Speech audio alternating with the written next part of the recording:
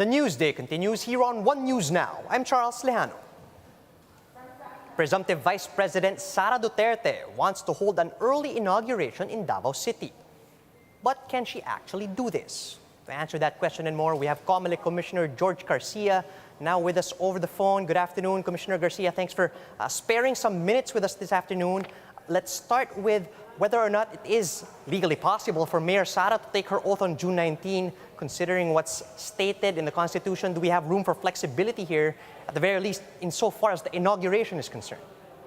Good afternoon, sir, and good afternoon to all the televiewers and to the listeners. Well, as far as we in the COMELEC is concerned, so long as we are able to proclaim the winning candidate, then it's up to the parties what will happen next. Now, if we are going to examine the Constitution under Article 7, Section 5, it would appear that there is nothing provided there which says that there should be a time by which a winning candidate can take their oath. What is merely included there is that the winning president and the vice president should, before assuming office, should take their oath of office, and at the same time, it likewise provided for the content of the oath. Maybe because the reason because people are saying it should be exactly on June 30 is because the Constitution likewise provides under Article 7, Section 4 that the start of the office of the President and the Vice President is by June 30 noon. So by 12:01, whoever is the elected President and Vice President can already assume office, provided that they are able to take their oath of office already by that time. But it does not provide when the oath of office should be taken. I see. So there is a little bit of flexibility as long as that date is complied with, yes? Yes, sir. In fact, in so many instances, many a candidate, especially those belonging to the House of Representatives or even to the Senate, but the oath before anybody else after assumption is merely a formality. They usually will take an oath before a barangay chairman, before a notary public, or even before a judge, immediately after proclamation. Like, for example, if we are to proclaim the 12 senators tomorrow, then anybody or any one of them can take the oath even before a notary public, a barangay chairman, or a judge. And then they can take another oath later, even before assumption by June 30. All right, thank you for those clarifications, Commissioner. Let's shift on over to this petition to cancel Bongbong Marcos's candidacy that has been filed now before the Supreme Court. How do you feel this petition will affect the proclamation, if at all?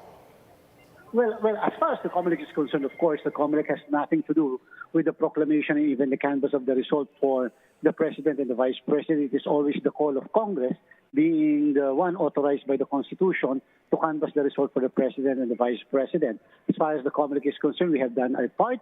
It is now their right to do that. We welcome this exercise of the right so that we can properly explain our side. And whatever the Supreme Court will do in the exercise of this jurisdiction, then it's for the Supreme Court to decide. So whether the Supreme Court will prevent a proclamation or will stop a proclamation, as far as the COMELEC is concerned, we are neutral to that. All right, again, thank you for that clarification. One last question before I let you go. I understand that the presumptive president, Bongbong Marcos, is doing a little vacation right now. Are you set to do the same anytime soon? Would you kindly repeat that question, please? Would you kindly repeat that last question? Yes, Commissioner. Si presumptive President Bongbong Marcos has been reportedly taking a short break, no, from up until the time that he assumes the presidency. Kayo rin po ba magbabakasyon soon? We in the COMELEC cannot find any space or any time by which we can at least take a vacation. Remember, sir, for the information of everybody, remember, after the proclamation of the senators and perhaps even the party list later, remember that we will accept the statement of contribution and expenditures to be filed by our candidates, whether losing, winning, or whether withdrawn candidates. So again, I would like to remind our candidates, don't forget to file your statement of contribution expenditure, including the party list organizations and political parties. So we will have a lot of job to do after the proclamation of winning candidate. Yeah, plenty of work to be done for the COMELEC. Again, thank you for your time. That was COMELEC Commissioner George Garcia. Thank you very much.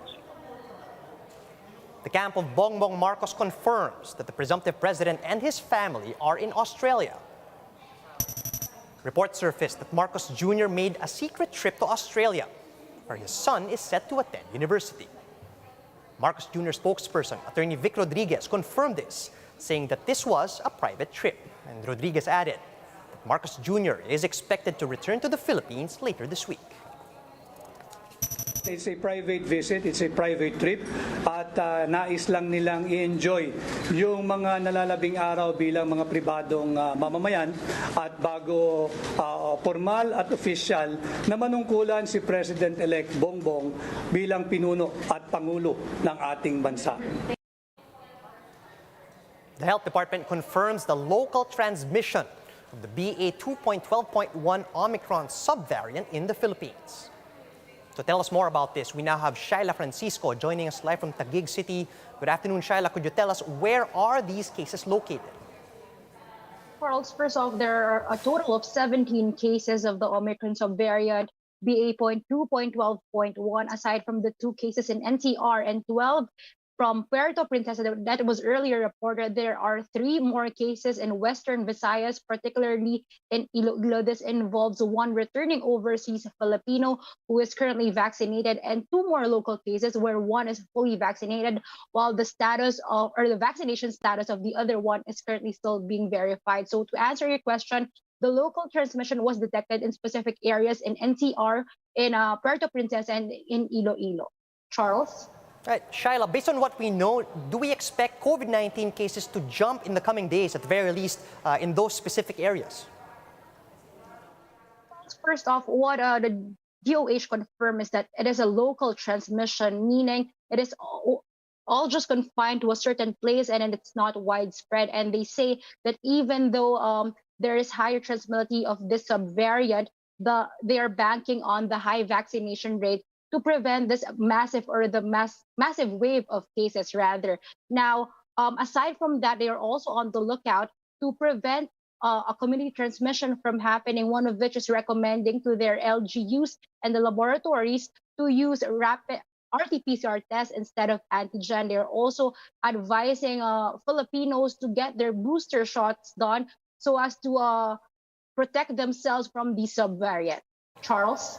Shaila, in general, what's the COVID-19 situation looking like in the country? Is there any cause for concern at this point? Charles, during the forum earlier, the health department says the cases are continuously decreasing. They detected 1,100 new cases from May 10 to May 16. The average case of 157 cases per day is already lower than the lowest recorded during the Omicron surge. The national positivity rate is just 1%. And overall, they are just seeing minimal risk for most of the areas, save for some low risk. And in these areas, they've only detected 20 to 30 additional cases, which is not significant to translate to higher admission in hospitals. Charles? Thank you for those updates, Shaila. That was Shaila Francisco reporting live from Taguig City. Incoming Senator Raffy Tulfo plans to decriminalize libel once he's seated in the Senate. In an interview with the Chiefs, Tulfo says libel has been used as a weapon against media workers, especially by politicians. He also says being part of the majority in the Senate will make it easier for him to convince his colleagues to support his cause. However, Tulfo, who is a former broadcaster, says that civil liability should still be retained to avoid abuse. Ginagamit niyang pangharas ng mga politiko, ng mga balasibues, ng mga taga-gobyerno na ayaw nilang sila ay napupuna, kaya ginagamit nila yung panakot. Dati akong taga-media, alam ko kung gaano kahirap yon na maharas ka, hindi mo magawa yung trabaho dahil nandiyan yung pagbabanta na ikaw ay didimanda. At ikaw ay makukulong, at ikaw ay ma-warrant of arrest, at sa weekend pa, isa-serving warrant of arrest, etc. So it's not gonna happen anymore. I'll do my best na hindi na mangyari yan. President Rodrigo Duterte has signed the law setting a fixed term for top military officials. RA 11709 sets a fixed term of 3 years for key military officials, including the AFP chief and commanding generals of the Army, Air Force, and Navy. The new statute seeks to eliminate the so-called revolving door policy, where some AFP chiefs only stay in the post for just a few months. Previously, military officials who reached the age of 56 were required to retire from service, regardless of how long they've held their post. For more updates, visit News 5, the Philippine Star, and Business World online. Visit our website, onenews.ph, for more in-depth analysis. And you can also catch One News on Signal Play. Register for a free account at www.signalplay.com so you can stream One News live anytime and anywhere. Mask on, wash hands, and stay safe, Philippines. I'm Charles Lejano. We're One News.